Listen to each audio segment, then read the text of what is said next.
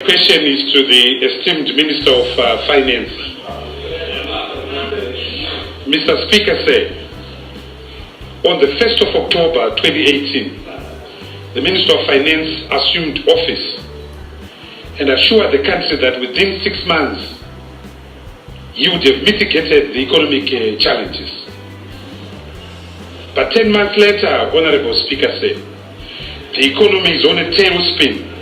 There are massive shortages. What is the question? The question is, given the runaway inflation, which is now around 300%, given the serious implosion of the black market rate, which I'm told today is trading at 1.1 to 8.2, why, as a matter of policy, is the minister simply not demonetizing the RTGS dollar and the bond note, B, not reverting to dollarization and the regime of multiple currencies? Thank you, sir.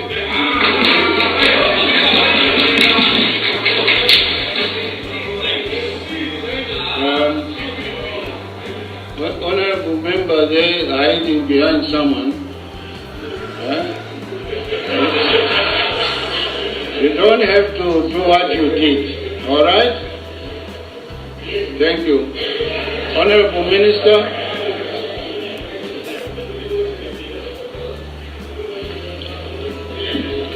Thank you, Mr. Speaker, sir. Let me begin by thanking the Honorable Member for that question.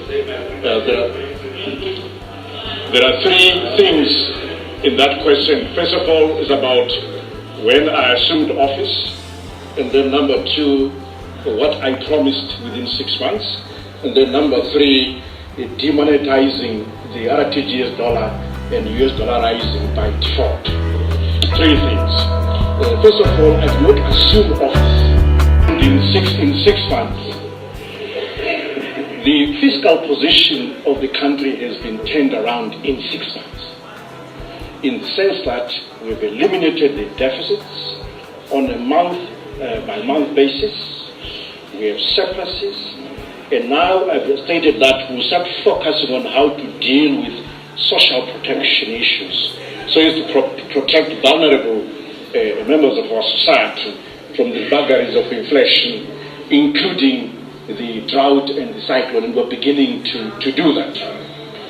On the third part of the question, pertaining to demonetization of the RTGS dollar and adopting the US dollar, what happened when the US dollar was adopted basically as the de facto currency during the time that the honorable member was the minister? What he did, he destroyed this country's ability to conduct its own monetary policy completely. So the central bank was taken out of all monetary policy ability, and what was left was fiscal policy. Those are the facts, and I've said that from the beginning, that we need both legs for macroeconomic management, fiscal leg and the monetary policy leg. So what we did on the 1st of October last year was to begin the process of restoring monetary policy as an additional tool in our toolbox to deal with macroeconomic issues. That's what is going on. Now, let me explain the issue then of the use of the US dollar further. So basically, on the US dollar, we do meet, Mr. Speaker, challenges with transaction in US dollars abroad and so forth. And you are aware that perhaps members are not aware, but I should make them aware that we've had situations where we've been refused supply of US dollars into the economy by certain banks who are complying with the US sanctions. So each time he opens his mouth. But Mr. Speaker said two things to the Honorable Minister. The first is that you cannot celebrate a cash surplus, cash at hand, when international accounting standards are accrual. So you can't say I've got $5 in the bank, therefore I've got surplus, but you haven't paid school fees What's the question? The question is, you cannot celebrate a surplus on a cash basis when debts are accruing every day. And so, Honorable Minister, your contention of a surplus is fictitious because you are not using international standards of accrual accounting. Secondly, to the question of the surplus, Honorable Speaker, the budget of 2019 was expressed in US dollars. The accounting and the accounting of government from January has been based on the RTGS dollar from 20 February 2019. Are you recording a surplus in US dollar terms, Honorable Speaker?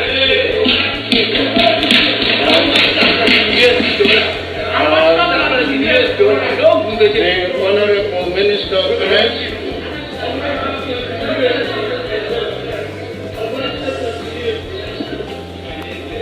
Thank you, Mr. Speaker. Again, I thank the honourable member for those three questions. One is, are we using international standards in our accounting procedure, accrual versus accounting standards? I understand that. Thank you very much. Thank you. Then is the surplus, is it fictitious or not? And finally, the surplus in RTGS dollars or US dollars. Let me go back to the first question. Now, the cash accounting in terms of the budgetary process is in line with international standards. Those are the facts. What is happening is that there are countries that are beginning to use accrual accounting, and what we've started working on is by 2022 we'll move to accrual accounting. So this is now the steps required are as follows.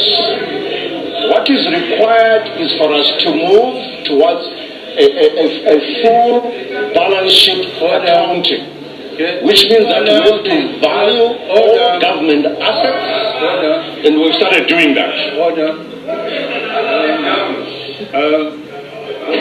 Honorable Minister, perhaps in your explanation, if you can simplify the issues so that people can understand what you mean by accrual.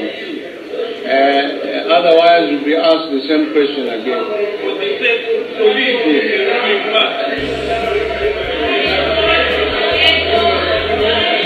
Honorable Minister, order.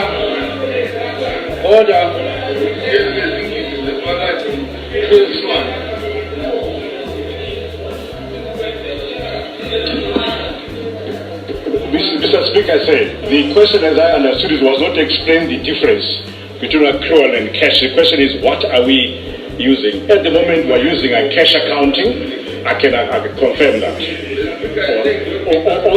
Now, only as to whether we've got a surplus or not, the answer is yes, we have a surplus in both RTGS and US dollars.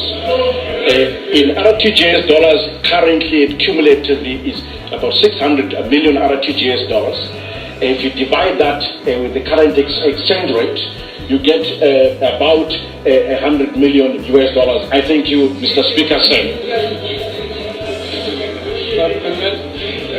Supplementary. Honorable Gonese.